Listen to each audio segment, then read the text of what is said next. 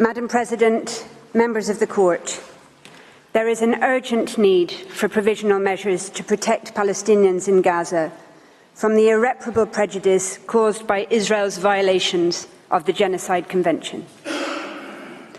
The United Nations Secretary-General and its chiefs describe the situation in Gaza variously as a crisis of humanity, a living hell, a bloodbath, a situation of utter, deepening and unmatched horror, where an entire population is besieged and under attack, denied access to the essentials for survival on a massive scale. As the United Nations Under-Secretary-General for Humanitarian Affairs stated last Friday, and I quote, "Gaza has become a place of death and despair. Families are sleeping in the open as temperatures plummet. Areas where civilians were told to relocate for their safety have come under relentless bombardment. Medical facilities are under relentless attack.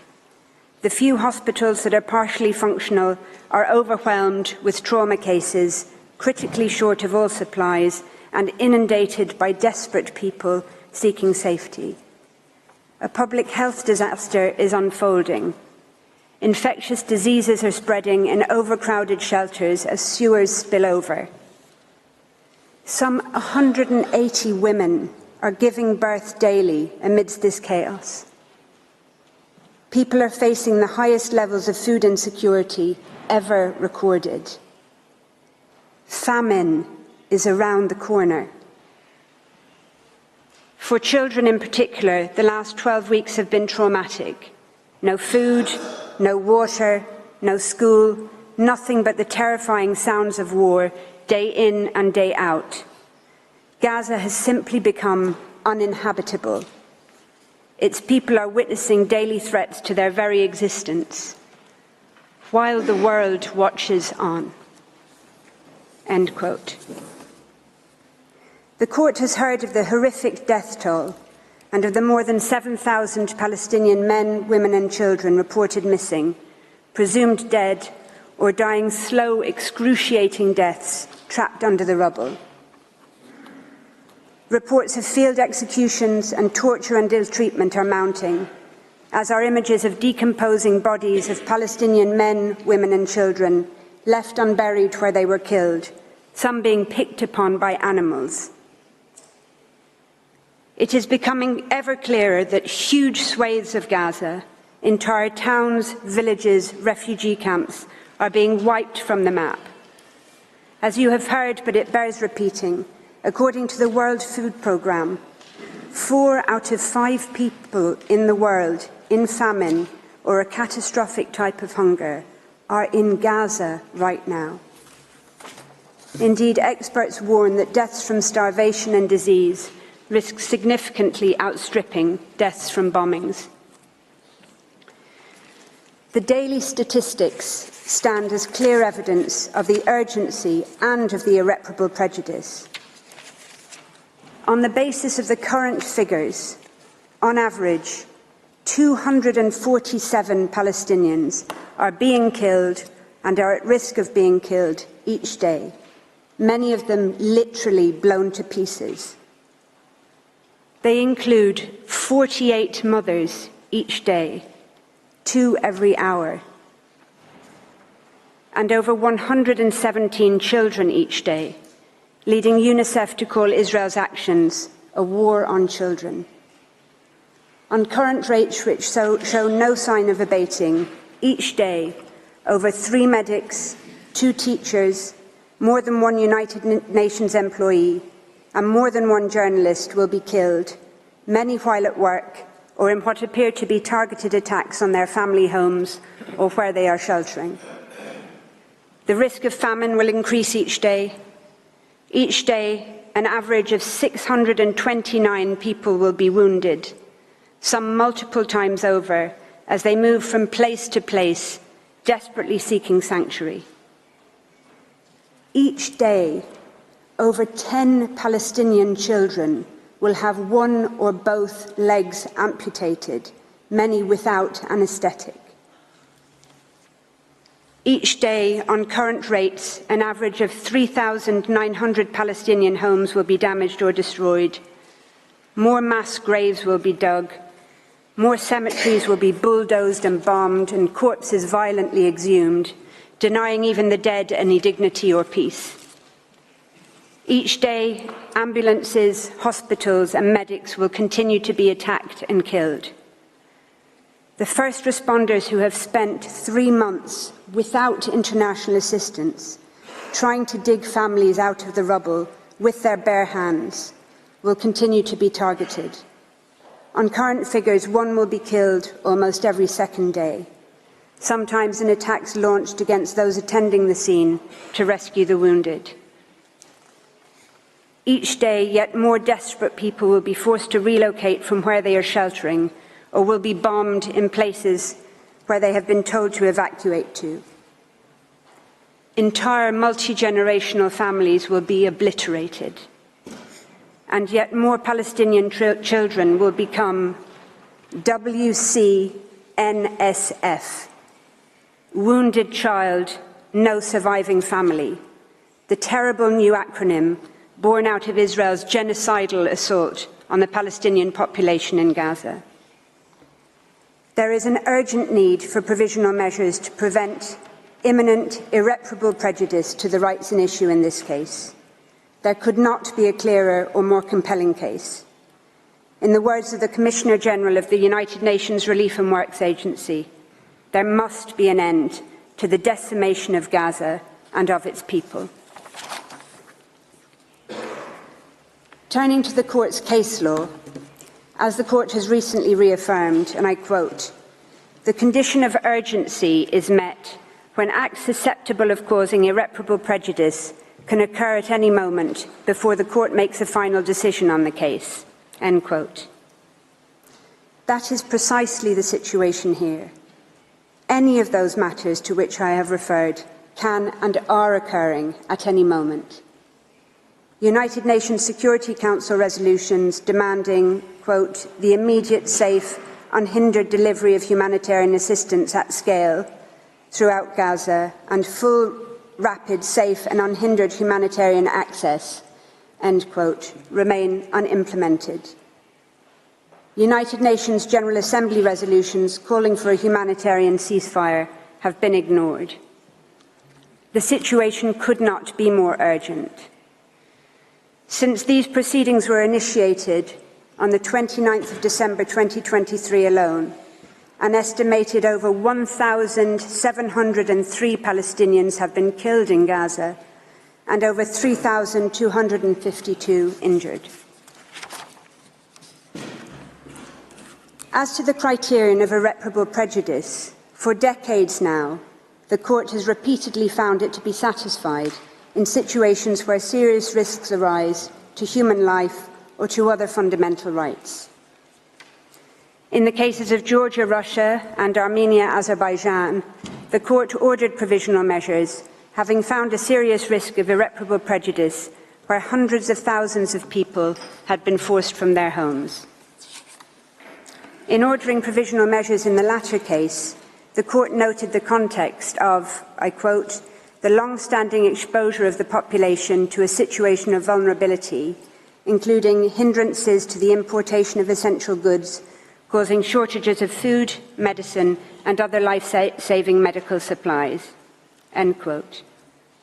In Gaza, as you have heard, nearly 2 million people, over 85% of the population, have been repeatedly forced to flee their homes and shelters, not just once or twice, but some 3, 4 or more times over, into shrinking slivers of land where they continue to be bombed and killed.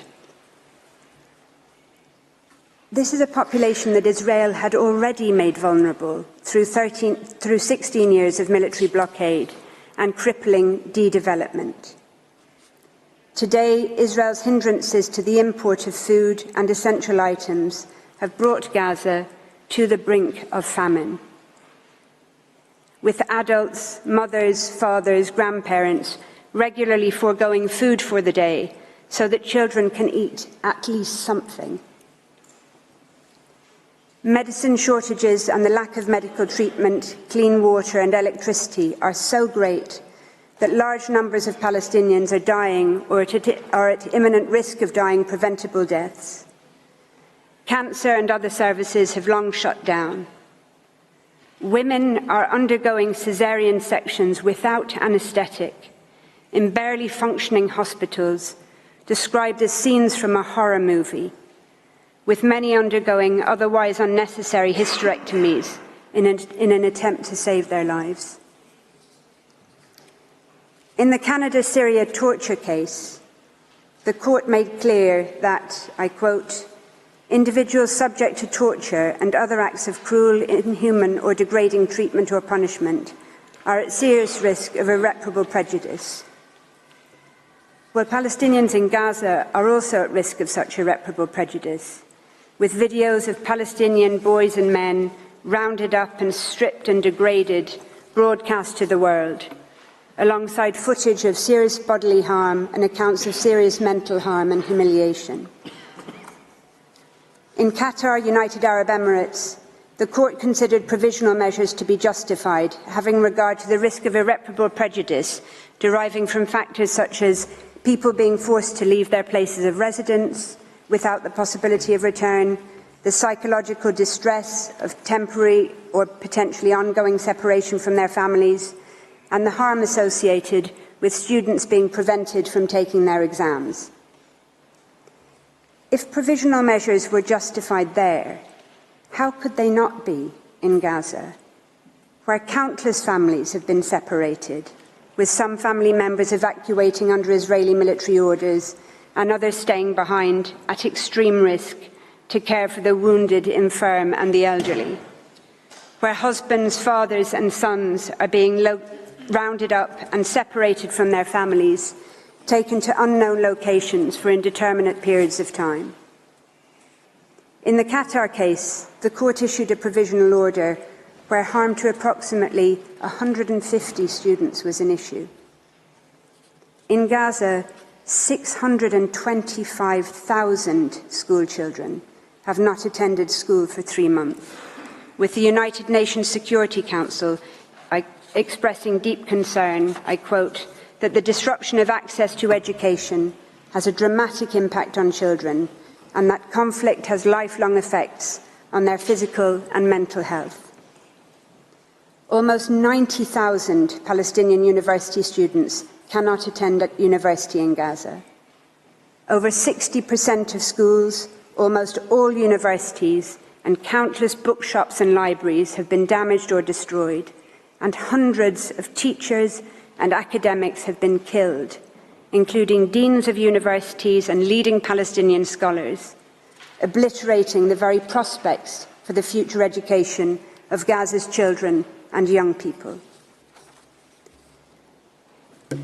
Notably, the court has found provisional measures to be justified in all 3 cases where they were previously sought in relation to violations of the Genocide Convention.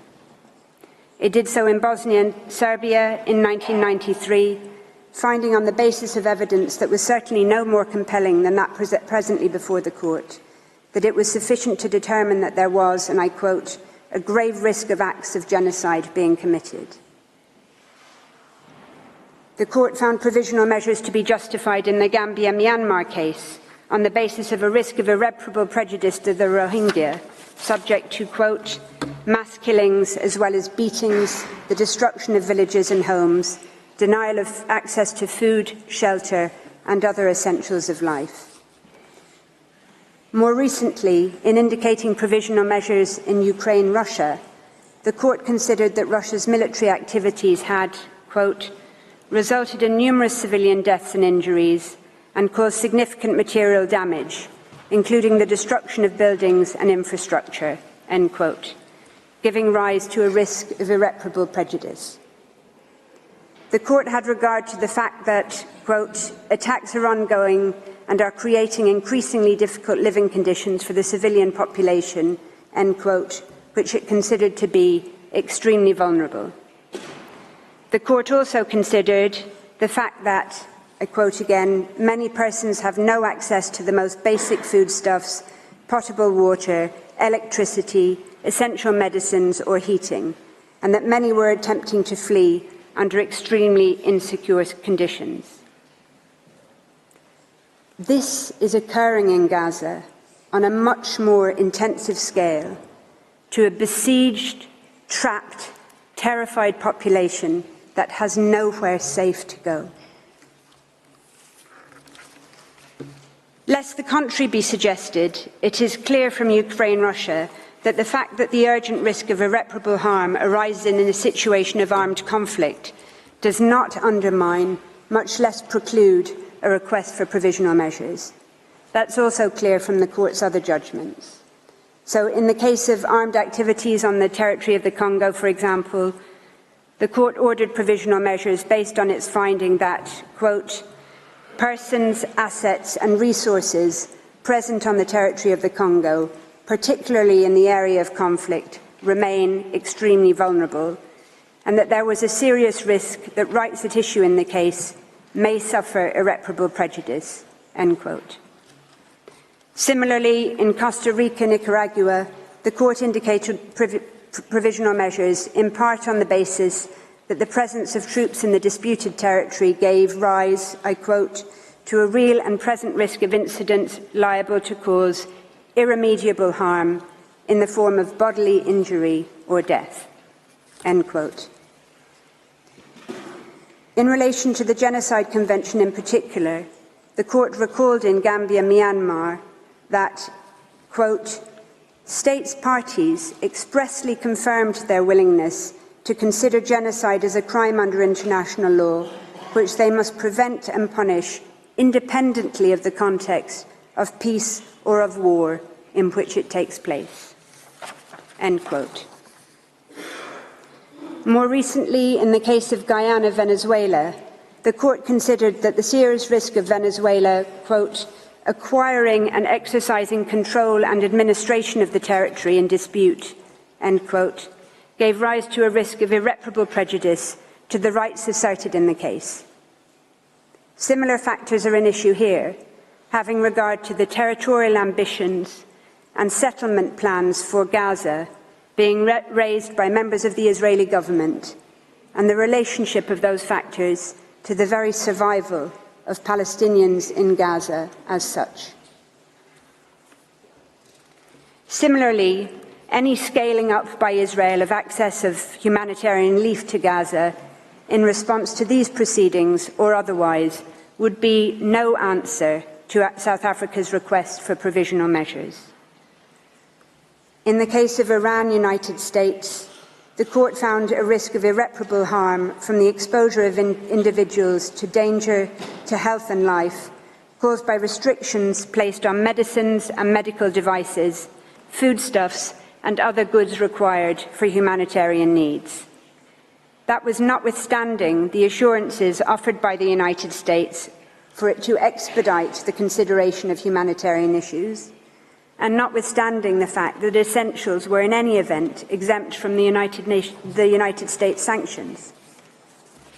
The Court considered that the assurances were, I quote, not adequate to address fully the humanitarian and safety concerns raised, and that there remained a risk that measures adopted by the United States may entail irreparable consequences.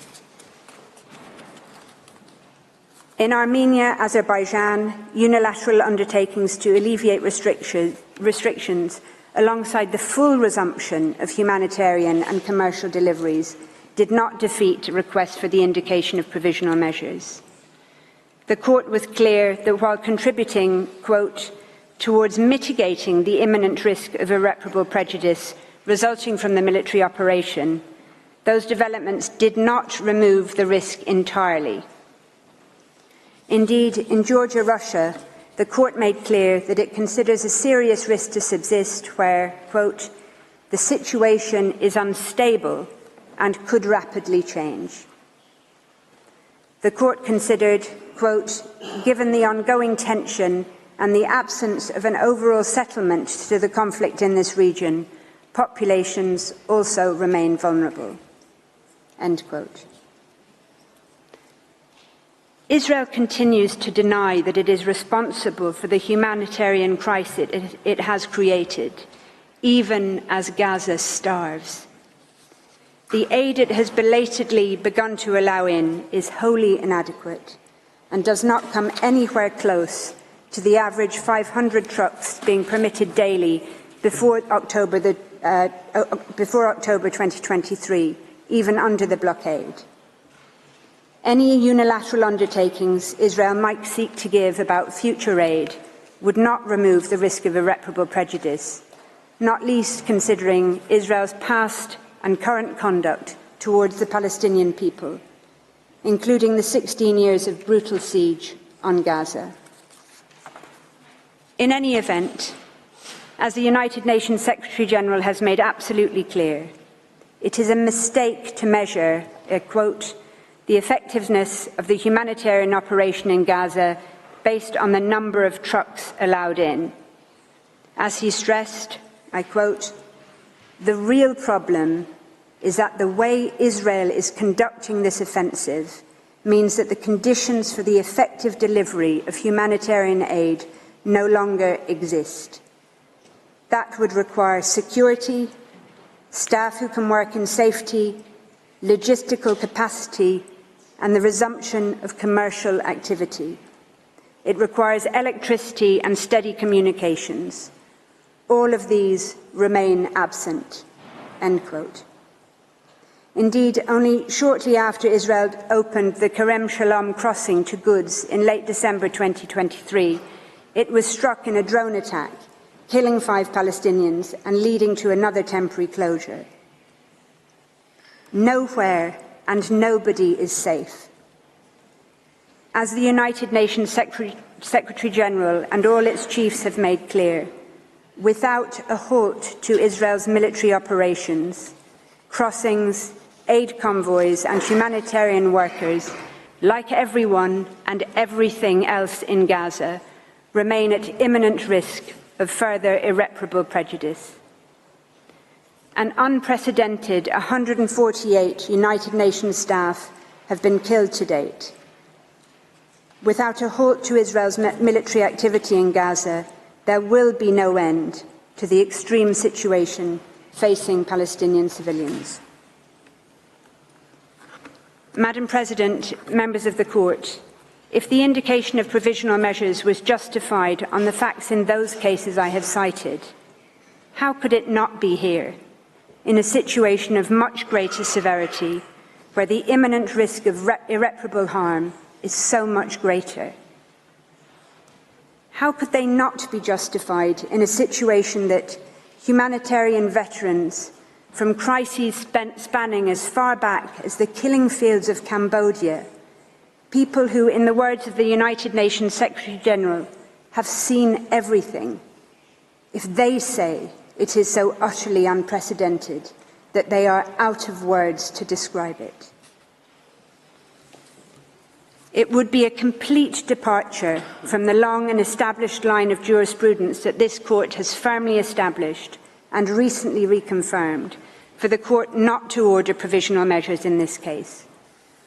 The imminent risk of death, harm and destruction that Palestinians in Gaza face today and that they risk every day during the pendency of these proceedings, on any view justifies, indeed compels, the indication of provisional measures.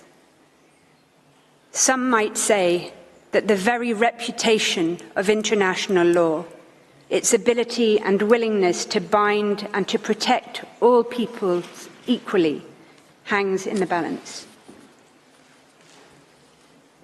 But the Genocide Convention is about much more than legal precedent. It is also fundamentally about the confirmation and endorsement of elementary principles of morality. The Court recalled the 1946 General Assembly resolution on the crime of genocide, which made clear that, I quote, genocide is a denial of the right of existence of entire human groups, as homicide is the denial of the right to live of individual human beings. Such denial of the right of existence shocks the conscience of mankind, results in great losses to humanity, in the form of cultural and other contributions represented by these human groups, and is contrary to moral law and to the spirit and aims of the United Nations." End quote. Notwithstanding the Genocide Convention's recognition of the need to rid the world of the odious scourge of genocide, the international community has repeatedly failed. It failed the people of Rwanda, it had failed the Bosnian people and the Rohingya, prompting this court to take action. It failed again by ignoring the early warnings of the grave risk of genocide to the Palestinian people, sounded by international experts since 19th of October of last year. The international community continues to fail the Palestinian people, despite the overt, dehumanizing, genocidal rhetoric by Israeli governmental and military officials, matched by the Israeli army's actions on the ground. Despite the horror of the genocide against the Palestinian people being live-streamed from Gaza to our mobile phones, computers and television screens, the first genocide in history where its victims are broadcasting their own destruction in real time in the desperate, so far vain hope that the world might do something.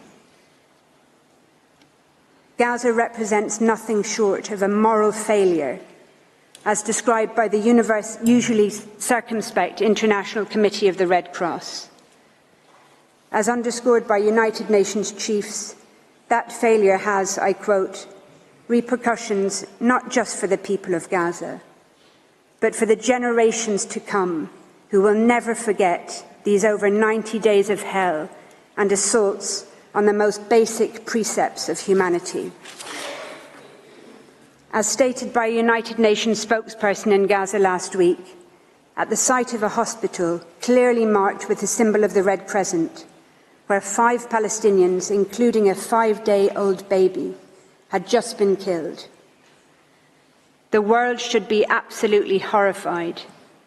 The world should be absolutely outraged. There is no safe space in Gaza, and the world should be ashamed. Madam President, members of the Court, in conclusion, I share with you 2 photographs. The first is of a whiteboard at a hospital in northern Gaza, one of the many Palestinian hospitals targeted, besieged and bombed by Israel over the course of the past 3 brutal months. The whiteboard is wiped clean of no longer possible surgical cases, leaving only a handwritten message by a Médecins Sans Frontières doctor which reads, "We did what we could. Remember us." The second photograph is of the same whiteboard after an Israeli strike on the hospital on the 21st of November that killed the author of the message, Dr. Mahmoud Abu Nujayla, along with 2 of his colleagues. Just over a month later, in a powerful sermon delivered from a church in Bethlehem on Christmas Day, the same day Israel had killed 250 Palestinians, including at least 86 people, many from the same family, massacred in a single strike on Maghazi refugee camp. Palestinian pastor Mundhir Ishaq addressed his congregation and the world, and he said, and I quote, "Gaza as we know it no longer exists. This is an annihilation. This is a genocide. We will rise. We will stand up again from the midst of destruction, as we have always done as Palestinians, though this is by far maybe the biggest blow we have received." But he said, "No apologies will be accepted after the genocide. What has been done has been done. I want you to look in the mirror and ask, where was I when Gaza was going through a genocide?" South Africa is here, before this court, in the Peace Palace. It has done what it could. It is doing what it can by initiating these proceedings, by seeking interim measures against itself as well as against Israel. South Africa now respectfully and humbly calls on this honourable court to do what is in its power to do, to indicate the provisional measures that are so urgently required to prevent further irreparable harm to the Palestinian people in Gaza, whose hopes, including for their very survival, are now vested in this court.